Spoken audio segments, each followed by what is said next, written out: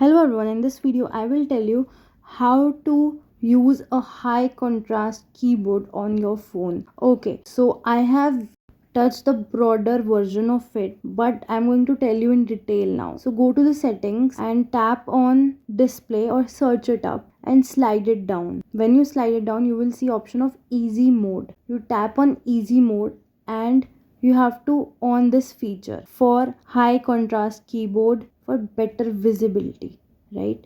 Basically readability, right?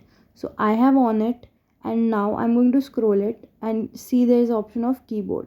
I tap on it and I see four options: yellow, black 1, black 2 and blue. The visibility of your text etc will be so good after this, but only if your eyes are comfortable to it. Look at the basic difference it is creating. So this is the black 1, black 2, blue and the yellow one, right? So I'm gonna show you it on WhatsApp keyboard to see a better. So here is it. Now I'm going to type something and you see how it is showing up. So it has some yellow variations on the keyboard, right?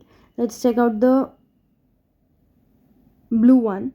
So it's quite visible, like the blue color is very bright, and on the other hand the black one, it's very subtle, white and black combination. For black 2 it has yellow instead of white, right?